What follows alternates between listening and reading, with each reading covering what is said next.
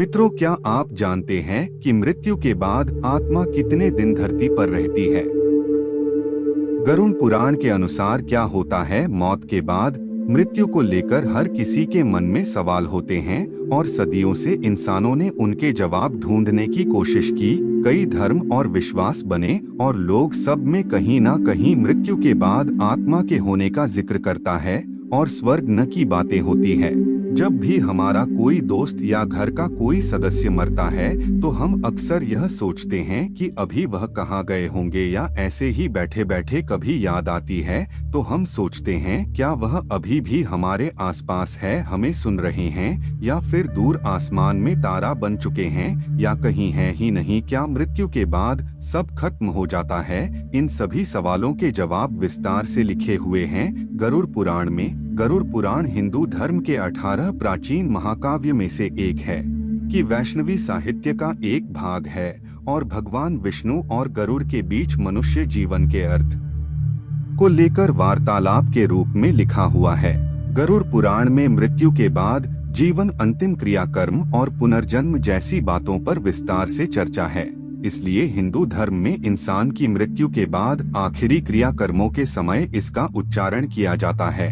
हमने आपके लिए गरुड़ पुराण से खासकर इन्हीं सवालों के जवाब खोजे हैं और आपको इस वीडियो में बताने जा रहे हैं। आप इसे ठीक से समझने के लिए अंत तक जरूर देखिए और सब्सक्राइब करना ना भूले, क्योंकि हम ऐसे जीवन से जुड़े रहस्यों पर वीडियो बनाते रहते हैं। तो चलिए फिर शुरू करते हैं। मृत्यु के बाद क्या होता है?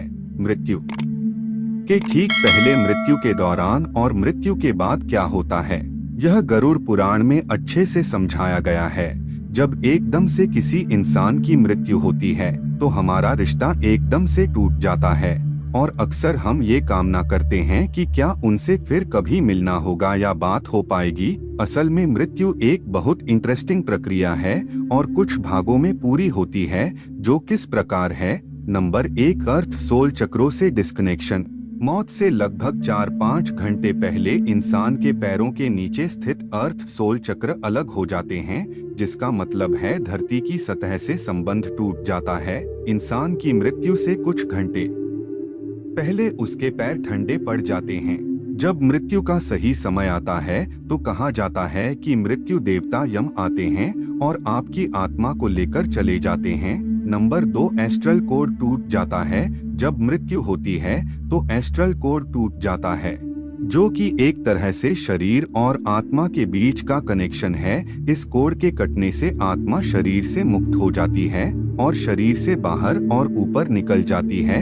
अगर इतने लंबे समय तक शरीर में बने रहने की वजह से आत्मा को उसे छोड़ने में मुश्किल आती है तो वह छूने से मना कर दिया है। वह शरीर से निकलकर वापस घुस जाती है और इधर-उधर गति करती है।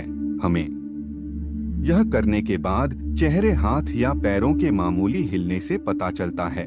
जैसे हमारे लिए किसी की मृत्यु को स्वीकार करना मुश्किल होता है, वैसे ही आत्मा भी शरीर की मृत्यु को मानने से इनकार कर देती है और तब भी जिंदा रहने का एहसास रहता है। लेकिन एस्ट्रल कोड टूटने से यह शरीर से अलग हो चुकी होती है और वह वहां नहीं रह सकती। उसे शरीर से निकलकर ऊपर की तरफ जाना ही होता है, क्योंकि कोई चुंबकीय बल होता है जो उसे ऊपर की तरफ खींचता है।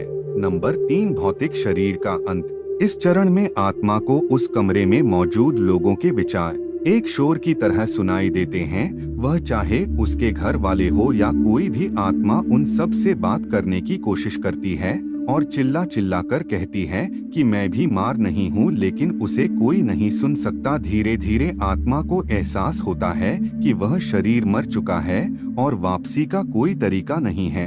इस चरण में आत्मा लगभग 12 फीट या कहूँ की छत की ऊंचाई पर तैर रही होती है और आसपास हो रहा सब कुछ सुनती और देखती है। नंबर 4, शरीर से छुटकारा। जब अंतिम क्रियाकर्म हो जाता है तो आत्मा मान लेती है कि उसका इस धरती पर रहने का माध्यम खत्म हो चुका है और वह शरीर जो उसने इतने सालों तक अपना रखा था अब 5 तत्वों में लीन हो चुका है। आत्मा तब एकदम आजादी महसूस करती है और शरीर में रहते समय जो भी सीमाएं और रुकावटें थी वह खत्म हो चुकी है और आत्मा बस सोचने से ही कहीं भी आ जा सकती है। 7 दिन तक आत्मा अपने शरीर के साथ रहते समय की पसंद की जगह पर घूमते रहती है, जैसे कि उसका सबसे पसंदीदा कैफे, बगीचे में सुबह की सैर, ऑफिस वगैरह। अगर आत्मा धन दौलत से बहुत लगाव महसूस करती है तो वह तिजोरी के पास भी रहेगी। अगर बच्चों से बहुत लगाव हो तो बच्चों के पास रहेगी और उन्हें प्यार करेगी। 7 दिन बाद आत्मा अपने परिवार और धरती को अलविदा रहती है, इस धरती से दूर होने लगती है और दूसरी दुनिया में प्रवेश करती है। नंबर 5, सुरंग। कहते हैं कि बड़ी सी सुरंग होती है जो आत्मा को एस्ट्रल प्लेन तक पहुंचने से पहले पार करनी होती है, और इसलिए कहा जाता है कि मृत्यु के बाद की 12 दिन बहुत महत्वपूर्ण होते हैं। हमें सारे अंतिम संस्कार और रीति रिवाज ठीक से करने होते हैं और प्रार्थना करनी होती है। हमें आत्मा से एक क्षमा याचना मांगनी पड़ती है ताकि वह अपने साथ कोई भी नकारात्मक भाव जैसे कि दुख, क्रोध या नफरत अपने साथ न ले जाए। कम से कम उसके परिवार और नजदीकी रिश्तेदारों को यही करना चाहिए। यह सारे रीति रिवाज, प्रार्थनाएं सकारात्मक ऊर्जा आत्मा के लिए भोजन का काम करती है और उसे आगे की यात्रा में मदद करती है। उस सुरंग के अंत में बहुत तेज रोशनी होती है जो दर्शाती है कि एस्ट्रल वर्ल्ड में प्रवेश कर रही है। लेकिन अगर उसके घर वाले रीति रिवाज और प्रार्थना नहीं करते तो आत्मा सुरंग को पार नहीं कर पाती और फिर यही धरती पर फंस जाती है।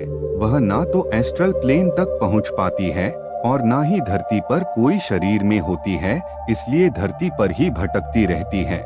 इसलिए किसी की मृत्यु के बाद भी उसके परिवार को अपनी जिम्मेदारी अच्छे से निभानी चाहिए और उसकी आत्मा को अंतिम यात्रा में मदद करनी चाहिए।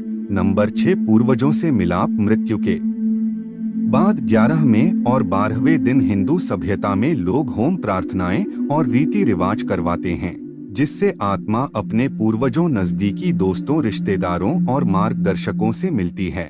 पहले से मृत्यु पूर्वज उसकी ऊपरी दुनिया में स्वागत करते हैं और गले लगाते हैं, जैसे हम धरती पर अपने दोस्तों और परिवार को बहुत समय बाद मिलने पर लगाते हैं। उसके बाद आत्मा अपने मार्गदर्शकों के साथ धरती पर पूरी की हुई जिंदगी को महान कार्मिक बोर्ड की मदद से गहनता से परखा जाता है।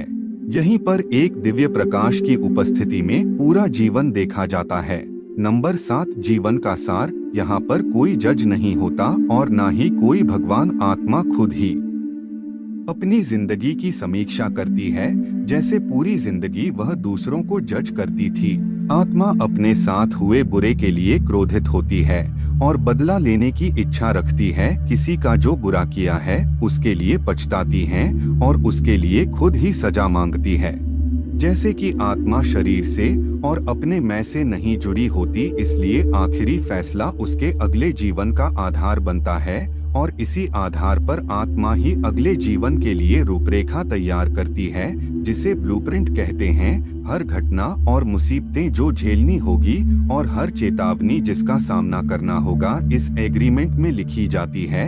यहाँ तक कि आत्मा उम्र, व्यक्तित्व और हालात भी खुद ही चुनती है। उदाहरण के लिए किसी इंसान ने पिछले जीवन में किसी की बेरहमी से हत्या की और मरने के बाद जीवन की समीक्षा करते हुए उसे बहुत पछतावा हुआ और उसकी सजा खुद को देने के लिए आत्मा अगले जीवन में खुद की किसी बीमारी से ग्रस्त होने का दर्द देती है या अन्य कोई भी मुसीबत जिससे उसको अपने किए के लिए सजा मिले, खुद को खुद ही जज करके आत्मा ब्लूप्रिंट बनती है। जितना ज्यादा पश्चाताप होगा आत्मा खुद को अगले जन्म में उतनी कठिन सजा देती है। इसलिए कुछ गलत करने पर किसी को माफ करना और किसी से माफी मांगना बहुत जरूरी है और हमें अपने जीवन में इसे अपनाना चाहिए। अपने विचारों और भावों को शुद्ध रखना चाहिए क्योंकि हम उनका मृत्यु के बाद भी लेकर जाते हैं, क्योंकि वह हमारे कार्मिक बोर्ड पर छप जाते हैं। जब अगले जन्म का ब्लूप्रिंट तैयार हो जाता है तो कुछ समय खाली होता है जिसे कूलिंग पीरियड कहते हैं। नंबर 8, पुनर्जन्म। एग्रीमेंट में हमने जो चुना है हम उसी हिसाब से जन्म लेते हैं। हम खुद ही अपने माता पिता चुनते हैं और माँ के गर्भ में या तो एक फॉर्मेशन के समय या चौथे 5वें महीने में प्रवेश कर जाते हैं। कभी कभी तो जन्म से एकदम पहले भी यह ब्रह्मांड इसी तरह से डिजाइन किया गया है और हमारे जन्म के स्थान और समय से हमारी कुंडली बनती है। जो कि जिंदगी का ब्लूप्रिंट होती है। कभी कभी हमें लगता है कि हमारी किस्मत खराब है और हमारे ग्रहों में दोष है, लेकिन असल में वह बस आपके ही एग्रीमेंट का हिस्सा है। दोबारा जन्म के बाद अगर 40 दिन तक बच्चों को अपना पिछला जन्म याद रहता है और वह उसे याद करके अकेला होते हुए भी रोता है और हंसता है, उसके बाद पिछले जन्म की सारी याददाश्त चली जाती है और हम जिंदगी ऐसे जीते हैं जैसे हम पहले कभी थे ही नहीं। तो यह है जीवन और मृत्यु का सार, जैसे कि गरुड़ पुराण में लिखा है।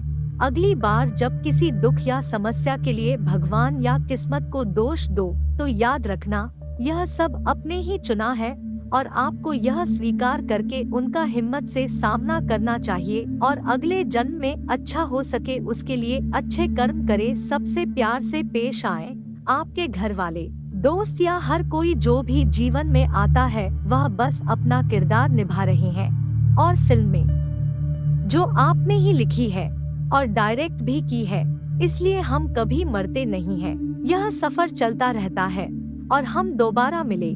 इसके बीच में एक लंबा ब्रेक हो सकता है और कुछ नहीं। दोस्तों, ऐसी अन्य जानकारी के लिए चैनल को सब्सक्राइब जरूर कर ले और इसके साथ ही जो भी मित्र हमारे चैनल पर मेहमान दर्शक बनकर आए हैं और जिन्होंने अभी तक हमारे चैनल को सब्सक्राइब नहीं किया है, उनसे विशेष अनुरोध है कि चैनल को सब्सक्राइब जरूर करें और बेल आइकॉन को प्रेस करके ऑल कर दे, ताकि आगे आने वाली वीडियोज की नोटिफिकेशन आपको समय पर मिल सके। इसके साथ ही कमेंट बॉक्स में जय श्री नारायण लिखकर परमात्मा को अपना आभार व्यक्त करें। आप सभी का बहुत बहुत धन्यवाद। जय श्री मन नारायण।